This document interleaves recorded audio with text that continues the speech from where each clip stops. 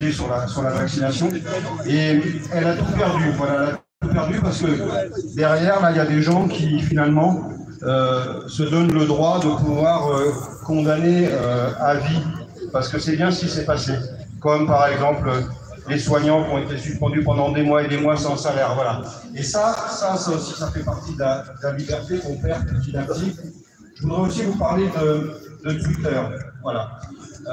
Aujourd'hui, en fait, vous avez des politiques, des journalistes, différents médias qui tous les jours vous annoncent qu'ils vont quitter Twitter parce qu'ils considèrent que c'est un lieu dangereux. Alors moi, je vous invite à ceux qui ne sont pas sur Twitter à vous abonner parce que en fait, c'est un lieu merveilleux où vous pouvez rencontrer, échanger avec de nombreuses personnes de différents horizons.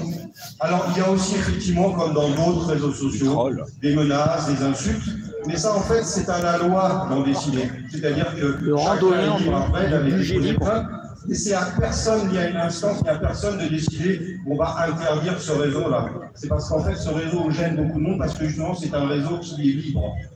Et concernant l'ARCOM, je voudrais vous dire qu'il y a un ancien ministre de la Santé, Aurélien Rousseau.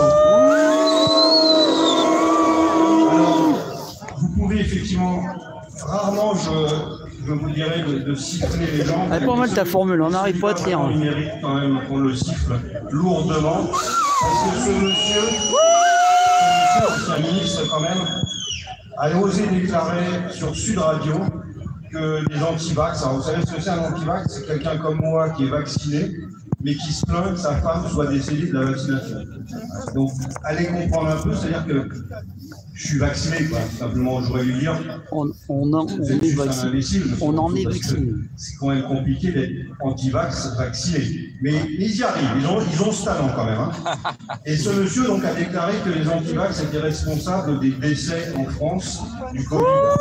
Ce qui est extrêmement grave. Et là, j'interpelle l'ARCOM, parce que je me demande dans un cas comme ça, pourquoi l'ARCOM, tout simplement, ne fait pas un rappel et à cette radio et à ce monsieur. Des exemples comme ça, je pourrais en vous donner d'autres. Il y a un médecin plus chroniqueur que médecin d'ailleurs qui s'appelle Monsieur Marty, qui est sur du retour du futur aussi à pleurnicher en ce moment parce qu'il se plaint d'être menacé sur Twitter et sur d'autres réseaux. Il y a 48 heures, il a fait un tweet tout simplement en disant les antivax ce sont des cons.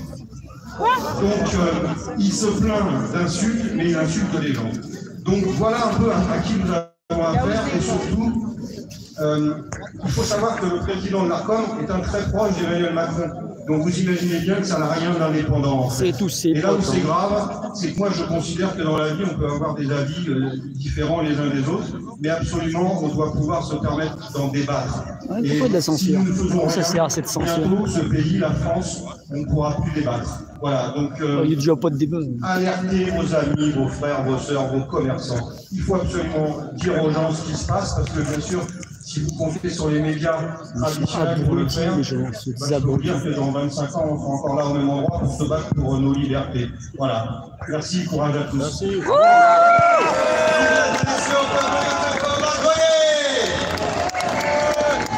Nous avons des personnes venues de toute la France aujourd'hui pour crier leur soif de liberté et leur refus total de la censure. Nous allons maintenant écouter avec joie pour la première fois la référence des patriotes du Haut-Rhin, du 68 qui a fait la route. On peut l'applaudir très fort. Bonjour patriotes, sympathisants et amoureux de la liberté d'ici et d'ailleurs. J'ai le plaisir de représenter effectivement les patriotes du Haut-Rhin que je salue chaleureusement. Comme partout en France, on sera tôt ou tard confronté à des mesures liberticides. La crise sanitaire a marqué le début et surtout ouvert la boîte de Pandore. La liberté était la règle, mais aujourd'hui la règle est devenue l'exception.